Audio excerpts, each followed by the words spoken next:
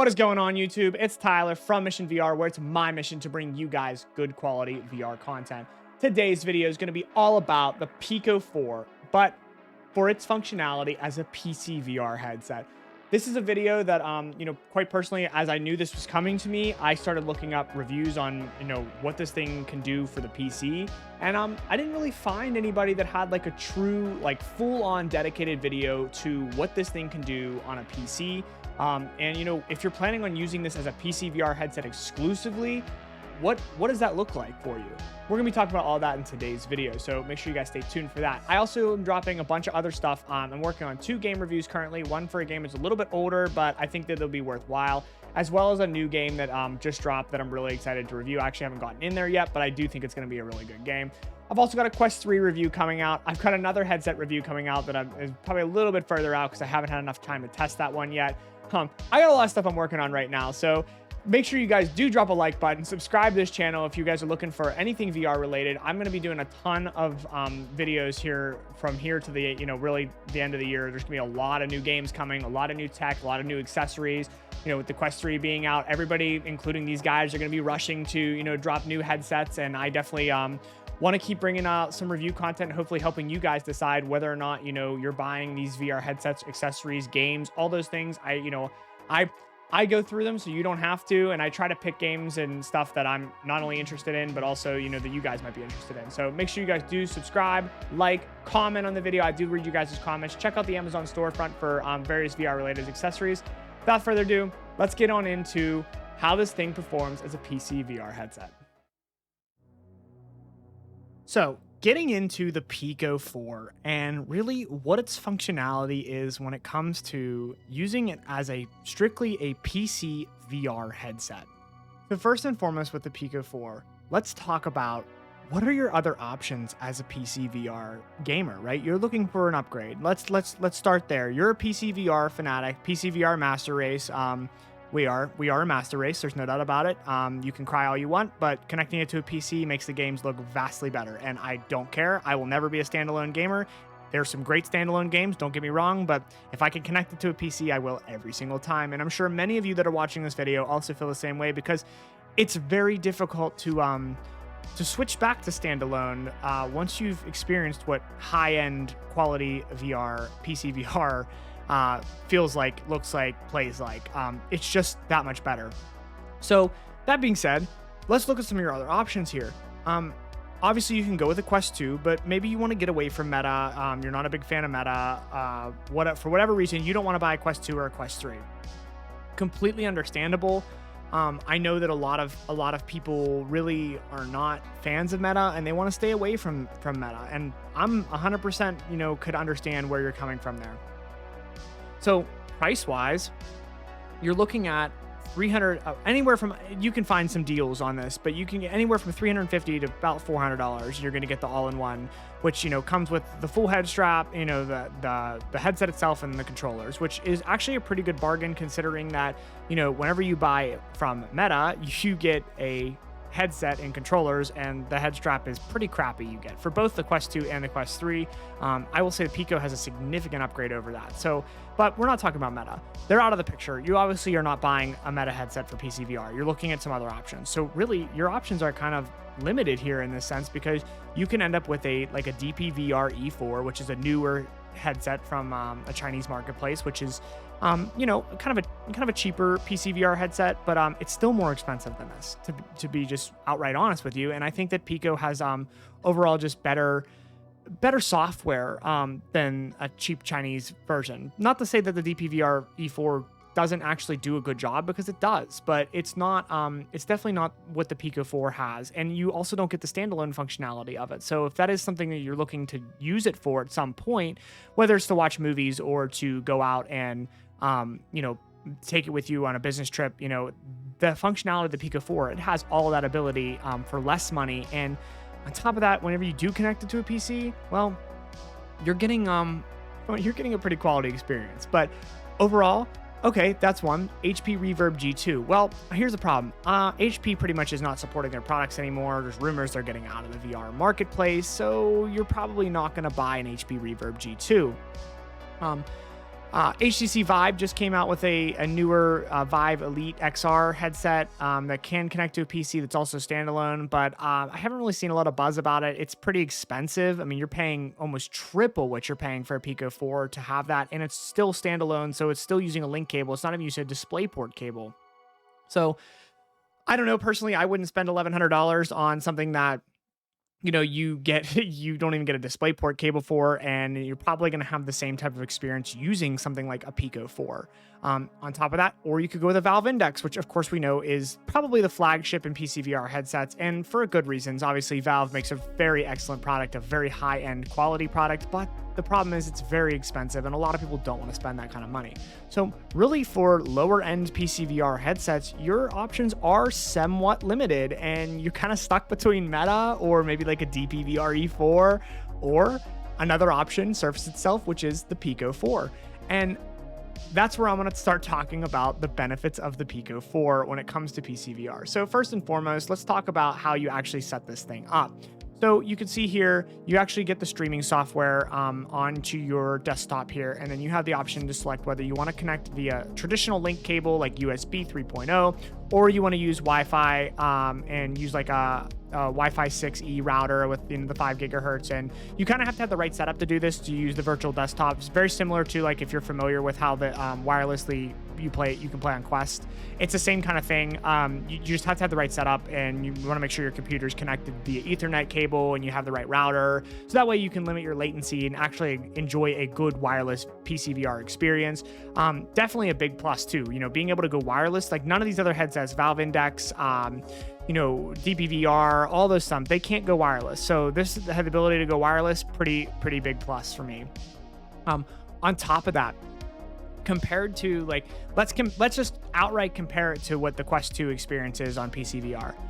Straight up, the streaming software is, I would say, on par. Maybe not quite as robust, but definitely, like, it's good enough that you're going to be able to get into Steam VR and not have any problems. But the pancake lenses on this thing, the graphics are fantastic. I mean, they're just overall, like, they're way better than Meta's headsets. Like, that just, I can't speak for the Quest 3 as I don't have it yet, but the absolute graphical fidelity of this thing, whenever you're using it in a PCVR setting, you can see some crazy good clarity details, and just the field of view feels good, and just overall, just a really high-end quality experience. You're getting fantastic graphics, and I can't say enough good things about these lenses, and I'm just really looking forward to trying more VR headsets that have pancake lenses, because I'm so just hats off to Pico when it came to making this thing with the pancake lenses. It makes a huge difference in standalone. It makes a huge difference on PCVR. Overall, the graphics are going to be really good. As far as the software actually goes and what you're doing with it, I mean, it's pretty much kind of connected up, and then you're integrated right into Steam VR. So it's familiar with all your Steam VR settings and all that stuff. So you're able to tailor the experience similar to how you would with any other PCVR headset using Steam VR, of course. That being said, I did have a little bit of some issues here and there with certain Steam VR games where I don't think it was so much of a Pico 4 issue as much as it was maybe a Steam VR issue. But certainly, like, the main game I play, Population 1, I play a lot of Population 1, and I can't actually play Population 1 on this headset because the motion dampening on the controllers does not work. Therefore, every time I try to aim anything, the guns are bouncing all over the place and I can't precisely aim. And of course, when you're playing a competitive VR game, that's no good. But that's not been the case in every VR game that I've played with the Pico 4. I have had some really good experiences in Undead Citadel. I've had some really good experiences in Everslot. I had a really good experience in Zero Caliber. There's definitely some great games out there for the Pico 4, and they felt really great. So unfortunately, my main game doesn't work great for the Pico 4, but most of the other games do work, and I think that that's a big plus. Plus, I did also hear through one of my friends that somebody else they have is using a Pico 4 for PCVR, and they play Population 1 and they have no issues. So it's entirely possible that it's some setting I have or something wrong in my Steam VR. I went through and combed everything, but I couldn't find anything on it. So I just kind of gave up on using it for Population 1, but I definitely like to use it for other PCVR related games. Another nice feature of this headset that I think deserves to be talked about is a lot of times us PCVR gamers, we're playing with true tried and true gaming headphones on that definitely can be a little bit bigger and clunkier. And, depending on what head strap you have or how your headset fits, you have to fit that over the headset. And, sometimes it could be a really nice snug fit and everything can fit really nice. And then there's other times where, I've had certain head straps for other headsets where like I was messing in it. I just had to position it like perfectly to get it to fit the right way. And then of course, you're moving around and you'd always be adjusting it. I'm happy to say that the Pico 4, at least with the Logitech G9 39 wireless headphones, you could look those up. I'll put a picture of them up on screen right now as well. But you could definitely see that these are bigger earmuffs, so they're kind of it's a bigger footprint that goes on your ear. I mean, they're fully immersing in your ear, so it's kind of a big footprint. And this headset, it works great. I have no issues with the fit of it. It actually fits really, really comfortably. The face foam on it in particular, I actually think is pretty good. Which this kind of foam can be uncomfortable if the headset doesn't fit quite right, but this headset does fit really good. I felt like the comfort level of this headset was definitely on par with a high-end quality experience. And again, you're getting this right out of the gate. And I've played on some other VR headsets, PCVR headsets. For example, the DPVR E4. Whenever I do my full review for that headset, I'm actually waiting to do the review because the face piece, and if you guys do end up tuning into that video, you'll see what I'm talking about. It's basically like silicone with like air in it. There's nothing to it. There's no foam or anything. And it's because they have the way they have the strap. They have a halo strap on it. So like it's supposed to take you're not supposed to really have the weight on your face, but at the same time, it just doesn't fit right. So the weight it ends up being on your face, and then the lenses end up on your nose. And it's really uncomfortable, to be quite honest with you, for like a 3-hour session. By the time you're done with 3 hours, you have a big mark on your nose. And I don't know, maybe it's just my head. Didn't have this experience with the Pico 4. I felt like I could play this for hours and hours without any issues. The balance of it was really good. It worked well with headphones. Just a generally really positive experience in PCVR for this headset. Really the biggest thing you're probably wondering about for this headset is, what does it look like? What does it feel like? Does it play smooth? And the answer is yes, it plays smooth. It looks fantastic. That's the biggest plus for me. The graphics are just so good on this headset. So if you're looking for something like, for example, sim racing, I know that a display port cable would be nice for something like that. But if you are not willing to spend, $1,400 on a Valve Index, which is kind of an old headset, to be quite honest with you, you're going to get excellent resolution on the Pico 4. And it's just it's so good for that. And in fact, I'd probably recommend it for sim games overall, over really anything else right now that's, affordable on the market, just because of the clarity of this headset and the increased field of view. I do really like the Pico 4 for PC. It's definitely a headset that I'm going to be using a lot of whenever I play PCVR games, other PCVR games other than Population 1, which I'm sad about because I can't play that, and it's my favorite game. But maybe they'll fix it and I'll be able to play it. So Pico, when you guys watch this video, please look into that. Maybe it's me. I don't know, but please look into that. But overall, guys, the verdict on this, I definitely think this is a high-end PC VR headset, to be honest. I think you're getting a steal if you can find this thing for $350 somewhere and you're looking for, a good quality PC VR experience. I think you're going to get it with this headset. And the nice thing is with PC VR, you don't have to worry about the games library or anything like that. You're getting what you're getting with Steam, and it's just a great experience overall. I think you're going to be really happy with it as a PC VR headset. I think this is where this headset shines the most, to be honest. I think it has. It'd be nice that with the Pico Neo 3, they had the option to have a DisplayPort cable addition onto it.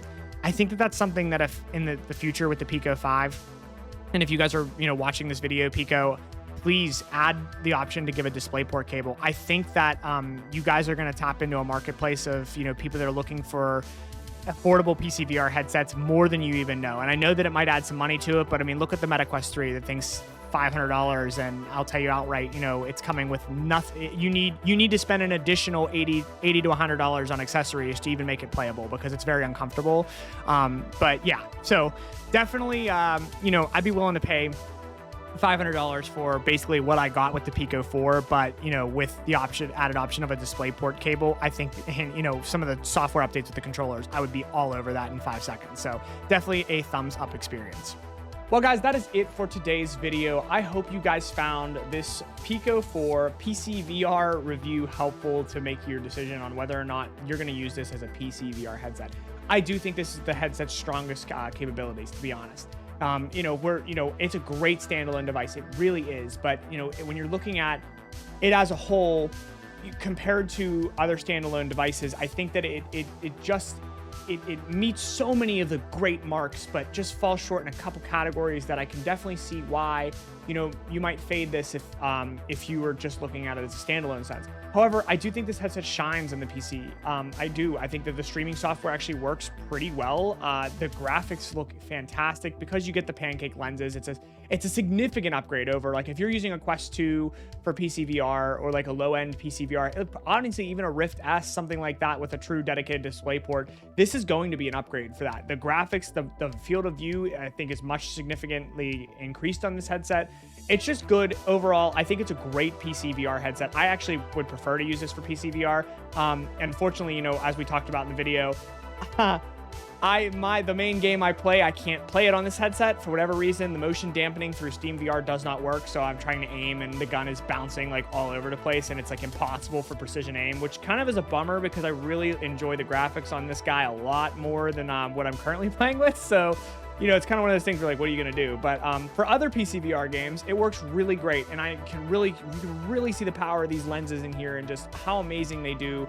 And overall, I'm really excited about Pico as a company, just because they're newer to the VR space. They're a significant competitor to Meta, and we need that. VR as a whole needs that. There needs to be more competitors that are of this quality out there on the marketplace. And I'm definitely looking forward to Pico 5, whatever they bring out, and just to see how what upgrades they're bringing and really what they plan to do with the future. And we know that those announcements have got to be coming soon, considering where Meta is just launching their brand new headset, and there's all kinds of other new headsets coming out. I'm sure Pico is in development process of building their next generation headset, and I'm definitely looking forward to testing it out and seeing what it can do, because this company is legit and they make a nice product. And I think that, they can really learn. This is their first true viral kind of headset that they sold a lot of. They had some other headsets in the past, but really this headset definitely sold the most for them, and rightfully so. And it's a good, like I said, it's a good headset. It really has a lot of great features to it, and I definitely would recommend, especially for the PCVR. Like, if you're stuck between this or like a Quest 2, again, depending on what games you play, if you're looking for like sim games and stuff, absolutely recommend this headset more than anything else. In the case of Population 1 or like competitive VR shooters, maybe, I don't know. It depends if the motion dampening is working. For Population 1, for me, it doesn't work. Maybe there's a setting I'm missing. I don't know. But I do really think this is a great product, and I think Pico in general, I think they're going to be a big contender in the future for VR. So maybe you didn't pick up the Pico 4, but keep this in mind. In the future, there's going to be a Pico headset that everybody's going to be talking about, and it's going to be the main competitor for Meta. You heard it here first. Without further ado, guys, drop a like, subscribe. I will see you in the next one. Peace.